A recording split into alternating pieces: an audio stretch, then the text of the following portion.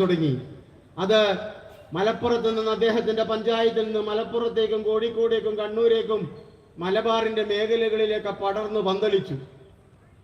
ആളുകൾ സാധാരണ നമ്മൾ രാവിലെ റോഡിലിറങ്ങിയാൽ കാണാം, ധാരാളം ആളുകൾ നടക്കുന്നുണ്ടാവും, ഓടുന്നുണ്ടാവും, വ്യായാമം ചെയ്യുന്നുണ്ടാവും. ആരോഗ്യത്തോടെ ജീവിക്കണമെന്ന് ആളുകൾ ആഗ്രഹിക്കുന്നു. അങ്ങനെ സ്ത്രീകളും പുരുഷന്മാരും ഒക്കെ കടപ്പുറത്തും പാർക്കിലും റോഡ് വക്കത്തും ഒക്കെ സ്കൂൾ ഗ്രൗണ്ടിലും ഒക്കെ ഈ മാക്സ് 7 എന്ന വ്യായാമ മുറ പരിശീലിക്കാൻ തുടങ്ങി. അപ്പോഴാണ് നമ്മുടെ കോഴിക്കോട് ജില്ലാ സെക്രട്ടറി പി മോഹനന് ആളിളകിയത്. ഈ മനുഷ്യരിങ്ങനെ ഐക്യത്തോടെ ജീവിക്കുന്നതിന്, ഈ ഹിന്ദുവും മുസ്ലിമും ക്രിസ്ത്യാനിയും ഒക്കെ എല്ലാ വിഭാഗം ജനങ്ങളും ഐക്യത്തോടെ ഒരുമയോടെ പോകുന്നത് കാണുമ്പോൾ ഉണ്ടാകുന്ന ഒരു ചൊറിച്ചലാണത്. അദ്ദേഹം പറയുകയാണ്, അതില് തീവ്രവാദമുണ്ട്, നിരോധിത സംഘടനയുടെ ആളുകൾ നുഴഞ്ഞു കയറുന്നുണ്ട്. അതിന്റെ വാട്സപ്പ് അഡ്മിന്മാരെ പരിശോധിച്ചപ്പോ സൂക്ഷ്മ നിരീക്ഷണം നടത്തിയപ്പോ 2 ആളെ കിട്ടിയെന്നാ. ആരെയാണെന്ന് അദ്ദേഹം വ്യക്തമാക്കിയിട്ടില്ല, ആരെയാണെന്ന് പറഞ്ഞിട്ടില്ല. നമ്മുടെ മലയാള ചാനലുകൾ ആഘോഷിക്കാൻ തുടങ്ങി. അർണബ് ഗോസ്വാമിയുടെ റിപ്പബ്ലിക് ചാനലിൽ ചർച്ച. കേരളത്തിലെ മാക്സ് 7 എന്ന തീവ്രവാദികളുടെ യോഗാ പരിശീലനത്തെ കുറിച്ച് ഉത്തരേന്ത്യയിലെ മാധ്യമങ്ങളിൽ, ഇംഗ്ലീഷ് ഹിന്ദി പത്രങ്ങളിൽ വ്യാപകമായ വാർത്ത വരുന്നു, ചാനലുകളിൽ ചർച്ച വരുന്നു. സംഘപരിവാരം ആഘോഷിക്കുകയാണ്. ഞങ്ങൾക്ക് പറയാനുള്ളത്, പി മോഹനൻ എന്ന കോഴിക്കോട് ജില്ലാ സെക്രട്ടറി, അദ്ദേഹത്തിന് കോഴിക്കോട് ജില്ലയിലാണല്ലോ നാദാപുരത്തുള്ള ആ കലാപങ്ങളില് ധാരാളം മനുഷ്യർ കൊല ചെയ്യപ്പെട്ടിട്ടുണ്ട്. കോടിക്കണക്കിന് രൂപയുടെ സ്വത്തുവകകൾ കൊള്ളയടിക്കപ്പെട്ടിട്ടുണ്ട്. ആ കൊള്ളയടിക്കുകയും കൊല്ലപ്പെടുകയും ചെയ്ത ധാരാളം മനുഷ്യരും സ്വത്തുവകകളുണ്ട്.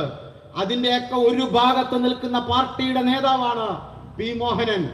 അങ്ങനെ കൊന്നും കൊള്ളയടിച്ചുമുണ്ടാക്കിയ സമ്പത്ത് ധാരാളം CPM സഖാക്കളുടെ വീടുകളിലുമുണ്ട്. അതിനൊക്കെ നേതൃത്വം നൽകിയ ഒരാളാണ് പി മോഹനൻ.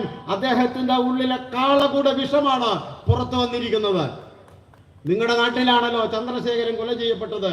ആ കേസില് ജയിലിനകത്ത് പോയ മനുഷ്യനാ ഈ പി മോഹനൻ. വെറുതെ ആയിരിക്കില്ലല്ലോ.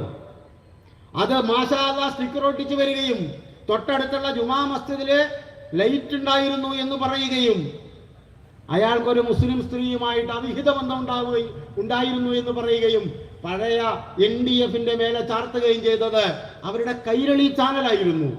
ബോധപൂർവം ഒരു കൊല നടത്തിയിട്ട് അത് അന്ന് പ്രവർത്തിച്ചു കൊണ്ടിരുന്ന ഒരു പ്രസ്ഥാനത്തിന്റെ തലയിലേക്ക് കെട്ടിവെക്കാനുള്ള ഗൂഢപദ്ധതി ഈ പി മോഹനന്റെ തലയിൽ നിന്ന് തന്നെ ആയിരിക്കും വന്നിട്ടുണ്ടാവുക.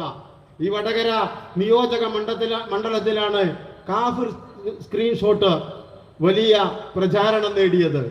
ഇപ്പൊ ഒരാൾക്കും സംശയമുണ്ടാവില്ല ആരാണ് അതിന്റെ പിറകിലെന്ന്. ആർക്കെങ്കിലും സംശയം ഉണ്ടാവുമോ? കേരളത്തിൽ നിന്ന് CPIM-ന്റെ നേതാക്കൾ എളമരം കരീമും പി മോഹനനും പിണറായി വിജയനും VS അച്യുതാനന്ദനും ഒക്കെ ഉത്തരേന്ത്യയിലെ സംഘപരിവാരത്തിന് മുസ്ലിം മത വിദ്വേഷം പടർത്തുന്നതിനുള്ള ആയുധങ്ങൾ കൊടുക്കുന്ന പണിയാണ് ഇവർ ചെയ്തുകൊണ്ടിരിക്കുന്നത്. ഇത് പറയുമ്പോ CPM-ന്റെ സഖാക്കൾ മനസ്സിലാക്കേണ്ടത്, സംഘപരിവാരത്തെ പോലെ BJP-യെ പോലെ നിങ്ങളൊരു ഫാസിസ്റ്റ് പ്രസ്ഥാനമാണെന്ന അഭിപ്രായം സോഷ്യൽ ഡെമോക്രാറ്റിക് പാർട്ടി ഓഫ് ഇന്ത്യക്കില്ല. പക്ഷേ തരാതരം പോലെ രാഷ്ട്രീയ നേട്ടത്തിന്, തെരഞ്ഞെടുപ്പ് വിജയത്തിന് വർഗീയതയെ തരാതരം പോലെ ഉപയോഗിക്കുന്ന ഒന്നാമത്തെ രാഷ്ട്രീയ പ്രസ്ഥാനമാണ് CPM എന്ന രാഷ്ട്രീയ പ്രസ്ഥാനം. മാത്രമല്ല CPIM എക്കാലത്തും ഒരു ഇസ്ലാമോഫോബിയ പടുത്തുയർത്തുന്നതില്, ഈ കേരളത്തിൽ വ്യാപകമാക്കുന്നതില് മുൻപന്തിയിൽ നിന്നൊരു രാഷ്ട്രീയ പ്രസ്ഥാനമാണ്. തിരുത്താൻ നിങ്ങൾ തയ്യാറാവുകയാണ് വേണ്ടത്. സോഷ്യൽ ഡെമോക്രാറ്റിക് പാർട്ടി ഓഫ് ഇന്ത്യയിലെ ഏതാണ്ട് 21 സംസ്ഥാനങ്ങളിൽ പ്രവർത്തിച്ചു കൊണ്ടിരിക്കുന്ന ഒരു രാഷ്ട്രീയ പ്രസ്ഥാനമാണ്. ഈ പ്രസ്ഥാനം വളർന്ന് പന്തലിക്കുന്നത് ഈ പ്രസ്ഥാനം മുന്നോട്ട് വെക്കുന്ന ആശയത്തിന്റെ അടിസ്ഥാനത്തിലാണ്, മുന്നോട്ട് വെക്കുന്ന മുദ്രാവാക്യത്തിന്റെ അടിസ്ഥാനത്തിലാണ്. ഇത് വളരുക തന്നെ ചെയ്യും. നിങ്ങൾ എന്ത് തീവ്രവാദ ആരോപണം ഉന്നയിച്ചാലും, നിങ്ങൾ എന്ത് ജയിലിലടച്ചാലും, തൂക്കുമരം വിധിച്ചാലും ഈ പ്രസ്ഥാനം ഇതിന്റെ ലക്ഷ്യത്തിലേക്ക് എത്തുക തന്നെ ചെയ്യും.